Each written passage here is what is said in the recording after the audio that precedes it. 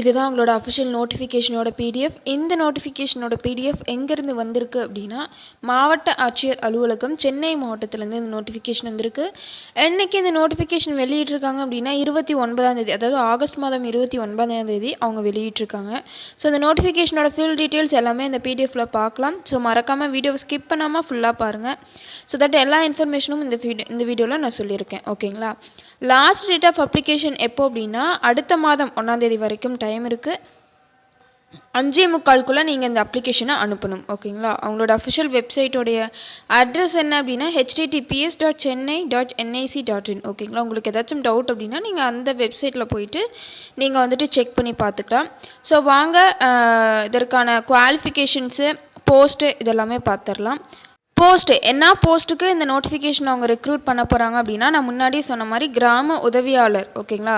மொத்தம் 20 பணியிடம் இருக்குது. ஸோ இந்த 20 பணியிடத்தை ஃபில் பண்ணுறதுக்காக இந்த நோட்டிஃபிகேஷனை அவங்க வெளியிட்ருக்காங்க. குவாலிஃபிகேஷன்ஸை பொறுத்த வரைக்கும் கல்வி தகுதி என்ன அப்படின்னா, தமிழ்நாடு அரசு தேர்வர்கள், அதாவது இடைநிலை பள்ளி இறுதி வகுப்பு, அதாவது SSLC secondary school living certificate examination நீங்கள் எழுதியிருக்கணும். அதாவது நீங்கள் வந்து 10th வந்துட்டு முடிச்சிருக்கணும். ஓகேங்களா? தமிழில் வந்துட்டு ஒரு சப்ஜெக்டாக நீங்கள் வந்து எழுதியிருக்கணும் அந்த இதில். நெக்ஸ்ட்டு செகண்டரி, அதாவது எஸ்எஸ்எல்சி ஸ்கூல் லிவிங் சர்டிஃபிகேட் எக்ஸாமினேஷனில் வந்துட்டு நீங்கள் அதனோட மார்க் ஷீட்டை வந்துட்டு நீங்கள் கண்டிப்பாக சப்மிட் பண்ணுற மாதிரி இருக்கும். ஓகேங்களா?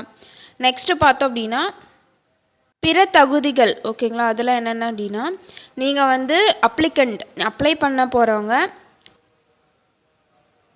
விண்ணப்பிக்கும் வட்டத்தை சேர்ந்தவராக இருத்தல் வேண்டும். அதாவது இப்போ இந்த வட்டத்துலேருந்து வந்திருக்கு இல்லையா, சென்னை மாவட்டத்துலேருந்து வந்திருக்கு. அதில் வந்துட்டு சில வட்டங்கள்லாம் இருக்கும்.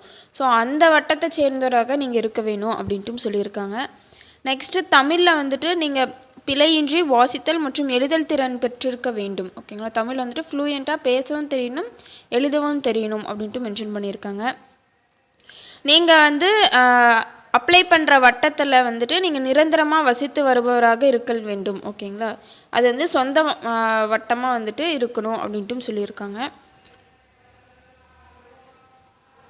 இப்போ உங்களுக்கு அனௌன்ஸ் பண்ண கிராமத்தை சேர்ந்தவங்க இருந்தீங்க அப்படின்னா அவங்களுக்கு முன்னுரிமை வழங்கப்படும் அப்படின்ட்டு மென்ஷன் பண்ணியிருக்காங்க. உடற்தகுதி பெற்றிருக்க வேண்டும், அதாவது மெடிக்கல் ஃபிட்னஸ் வந்துட்டு இருக்கணும். மிதிவண்டி, அதாவது சைக்கிள், மோட்டார் சைக்கிள் இது எல்லாத்தையுமே வந்துட்டு உங்களுக்கு ஓட்ட தெரிஞ்சிருக்கணும். உங்கள் மேலே எந்த ஒரு கேஸும் ரிஜிஸ்டர் ஆகிருக்கக்கூடாது. ஓகேங்களா? நெக்ஸ்ட்டு ஒழுக்கமும் முன் வரலாறும் தகுதிப்படுத்தும் வகையில் அமைய வேண்டும். அதாவது டிசிப்ளின் வந்துட்டு அவங்க பார்க்குறாங்க. ஓகே, வயது வரம்பு பொறுத்த வரைக்கும் 1/9/2025 இந்த டேட் படி உங்களுக்கு குறைந்தபட்ச வயசாக 21 வயசு வந்துட்டு இருக்கணும். அதிகபட்ச வயசாக 32 வயசு வந்துட்டு இருக்கணும். அது வந்துட்டு இதர வகுப்பினர், பிற்படுத்தோர் மற்றும் மிகவும் பிற்படுத்தப்பட்டோர், அதுக்கப்புறம் சிறு மரபினர். ஓகேங்களா? இவங்களுக்கு எல்லாத்துக்குமே 37 வயசு வரைக்கும் இருக்கலாம். நெக்ஸ்ட்டு பட்டியலினத்தவர், அதுக்கப்புறம் பழங்குடியினர், இவங்களுக்குமே வந்துட்டு 37 வயசு வரைக்கும் இருக்கலாம். ஓகேங்களா? சப்போஸ் மாற்றுத்திறனாளியாக இருக்கீங்க அப்படின்னா அதிகபட்சமாக 10 வயசு வந்துட்டு அவங்க ஆட் பண்ணிக்குவாங்க. முன்னாள் இராணுவத்தினராக இருக்கீங்க அப்படின்னா 48 வயசு. ஓகேங்களா? இதர வகுப்பினருக்கு. பிற்படுத்தோர், மிகவும் பிற்படுத்தப்பட்டோர், அதுக்கப்புறம் சிறு மரபினர், பட்டியலினத்தவர், பழங்குடியினர் இவங்க எல்லாத்துக்குமே 53 வயசு வரைக்கும் இருக்கலாம். ஓகேங்களா? விண்ணப்பிக்கும் முறை வந்துட்டு எப்படி இருக்கும் அப்படின்னா, அது முழுக்க ஆஃப்லைன் அப்ளிகேஷன். அந்த ஆஃப்லைன் அப்ளிகேஷனை வந்துட்டு எப்படி டவுன்லோட் பண்ணோம் அப்படின்னா, நான் கீழே டிஸ்கிரிப்ஷனில் லிங்க் கொடுக்குறேன். நீங்கள் அதை ஜஸ்ட்டு டச் பண்ணிங்கனாவே அந்த லிங்க் வந்துட்டு டவுன்லோட் ஆகிடும். டவுன்லோட் பண்ணதுக்கு அப்புறமேட்டுக்கு ஃபுல்லாக அப்ளை பண்ணணும். அதுவே வந்துட்டு நான் அதுக்கப்புறம் சொல்கிறேன். அப்ளை பண்ணிவிட்டு அந்த அப்ளிகேஷன் பின்னாடி ஒரு சில டாக்குமெண்ட்ஸ் எல்லாமே நீங்கள் அட்டாச் பண்ணுற மாதிரி இருக்கும். அதுவுமே நான் சொல்லிடுறேன். ஓகேங்களா? அது எல்லாத்தையுமே நீங்கள் ஃபில் பண்ணிவிட்டு அட்டாச் பண்ணிவிட்டு நீங்கள் எந்த வட்டத்துக்கு அப்ளை பண்ண போகிறீங்களோ அந்த வட்டாட்சியர்கிட்ட நீங்கள் போய் கொடுக்கணும். இல்லை அப்படின்னா தபால் மூலியமாகவே கூட கொடுக்கலாம். ஓகேங்களா? நெக்ஸ்ட்டு பர் மந்த் சேலரி அவங்க எவ்வளோ கொடுக்குறாங்க அப்படின்னா 11,000லேருந்து 35,000 வரைக்கும் அவங்க ஆஃபர் பண்ணுறாங்க. ஓகேங்களா? சில கண்டிஷன்ஸ் எல்லாமே கொடுத்துருக்காங்க, நம்ம எல்லாமே பார்க்கலாம். லாஸ்ட் டேட் ஆஃப் அப்ளிகேஷன் முடிஞ்சதுக்கு அப்புறமேட்டுக்கு நீங்கள் அப்ளிகேஷன் ஃபார்மை கொடுத்தீங்க அப்படின்னா அது அவங்க முற்றிலும் ஏற்றுக்கொள்ளப்பட மாட்டாது அப்படின்ட்டும் சொல்லியிருக்காங்க. நெக்ஸ்ட்டு கிராம உதவியாளர் இந்த பணி வந்துட்டு இன சுழற்சி விதிகள் அதெல்லாமே கட்டுப்பட்டு தான் அவங்க வந்துட்டு இது பண்ணுவாங்க. நெக்ஸ்ட்டு அந்த ஆவணம் பின்னாடி அட்டாச் பண்ணுற சர்டிஃபிகேட் எல்லாமே இருக்கு இல்லையா, நீங்கள் சப்போஸ் டூப்ளிகேட்டாக கொடுத்துட்டீங்க அப்படின்னா, இல்லை ஏதாச்சும் மிஸ் பண்ணி கொடுத்துட்டீங்க அப்படின்னா அந்த அப்ளிகேஷன் வந்துட்டு ரிஜெக்ட் பண்ணப்படும். நெக்ஸ்ட்டு தகுதியான விண்ணப்பங்களை மட்டும் அவங்க வந்துட்டு என்ன பண்ணுவாங்க அப்படின்னா, சைக்கிள் டெஸ்ட்டு, 2 வீலர் டெஸ்ட்டு, அதுக்கப்புறமேட்டுக்கு வாசித்தல் அல்லது எழுதும் திறன் அந்த டெஸ்ட்டு, அதுக்கப்புறம் இன்டர்வியூ, இது எல்லாமே வந்துட்டு அவங்களுக்கு தனித்தனியாக வந்துட்டு தபால் மூலிமா வந்துட்டு வரும். ஓகேங்களா, செலக்ட் ஆன கேண்டிடேட்ஸ்க்கு மட்டும். நெக்ஸ்ட்டு வந்துட்டு திறனறி தேர்வு மற்றும் நேர்காணலுக்கு எந்த ஒரு போக்குவரத்து செலவும் வந்துட்டு அவங்க கொடுக்க மாட்டாங்க அப்படின்ட்டு மென்ஷன் பண்ணியிருக்காங்க.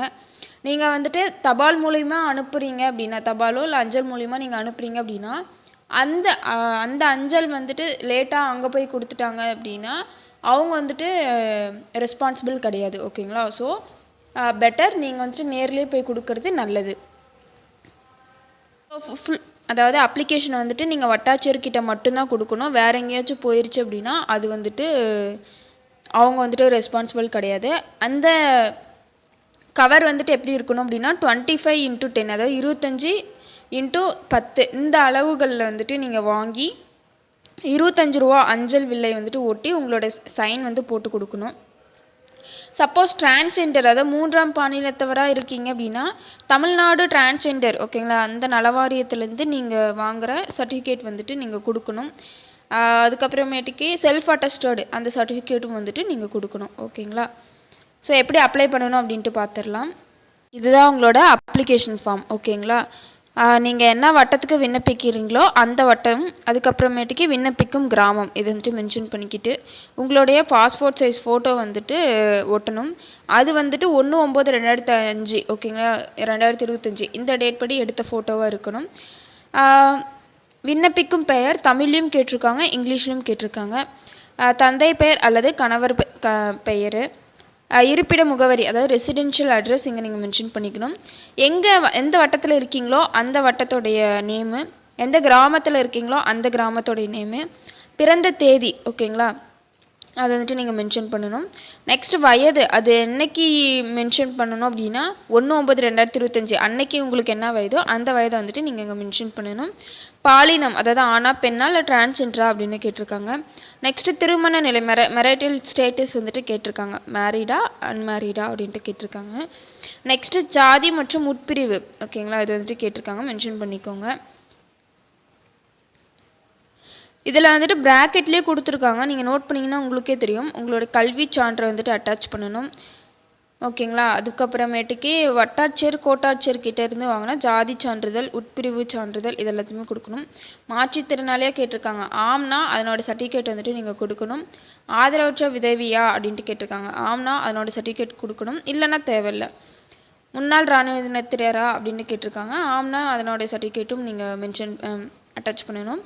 வாட்ஸ்அப் நம்பர் வந்துட்டு கேட்டிருக்காங்க, மொபைல் நம்பரும் கேட்டிருக்காங்க. வாட்ஸ்அப் நம்பர் இல்லைன்னா தேவையில்லை, மொபைல் நம்பர் கண்டிப்பாக கொடுக்கணும். இமெயில் ஐடி, ஆதார் நம்பரு, கல்வி தகுதி, மேக்ஸிமம் நீங்கள் எவ்வளோ டிகிரி முடிச்சிருக்கீங்களோ அது வரைக்கும் நீங்கள் மென்ஷன் பண்ணிக்கலாம். உங்களுடைய டிரைவிங் ஸ்கில் டீட்டெயில்ஸ் எல்லாமே கேட்டிருக்காங்க, அதாவது வண்டி ஓட்டும் திறன் பெற்றவரான்னு கேட்டிருக்காங்க, 2 வீலர் ஓட்ட தெரியுமான்னு கேட்டிருக்காங்க.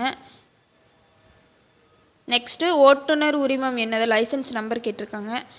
வேலிடிட்டி டேட், அந்த லைசன்ஸ் வேலிடிட்டி டேட் கேட்டிருக்காங்க. நெக்ஸ்ட்டு நாள் இடம் இதை வந்துட்டு மென்ஷன் பண்ணிவிட்டு உங்களோட சைனை வந்துட்டு நீங்கள் கீழே மென்ஷன் பண்ணணும். ஓகேங்களா, என்னென்ன டாக்குமெண்ட் எல்லாமே அட்டாச் பண்ணணும் அப்படின்னா கீழே கொடுத்துருக்காங்க, அதையுமே நான் சொல்லிடுறேன். அட்ரஸ் வந்துட்டு இதுதான். ஓகேங்களா, நீங்கள் என்ன வட்டத்துக்கு நீங்கள் வந்து கொடுக்குறீங்களோ அந்த வட்டத்தை வந்துட்டு நீங்கள் அங்கே கொடுத்துக்கலாம். ஓகேங்களா, இதில் இடைநிலை பள்ளி இறுதி வகுப்பு கல்வி சான்றிதழ் கேட்டிருக்காங்க, அதுக்கப்புறம் மார்க் ஷீட்டும் கேட்டிருக்காங்க. இருப்பிட சான்றிதழோட நகல் கேட்டிருக்காங்க, ஜாதி சான்றிதழோட ஜெராக்ஸ், ஆதார் ஜெராக்ஸு, வாக்காளர் ஜெராக்ஸு, ஓகேங்களா, அதுக்கப்புறம் ஓட்டுநர் உரிமம் டிரைவிங் லைசன்ஸ் ஜெராக்ஸு, பணி நியமன முன்னுரிமை கோருபவரின் அதற்கான சான்றிதழ் நகல், குடும்ப அட்டை, டிரான்ஸ்ஜெண்டரோட ஜெராக்ஸு. அது வந்துட்டு நான் முன்னாடி சொன்ன மாதிரி இந்த டைமென்ஷன்ஸில் இருக்கிற அந்த அஞ்சல் ஷீட்டில் 25 ரூபாய்க்கான அஞ்சல் வில்லை வந்துட்டு நீங்கள் ஒட்டி கொடுக்கணும். ஓகேங்களா, ஸோ அவ்வளோதான் அந்த நோட்டிஃபிகேஷனோட PDF.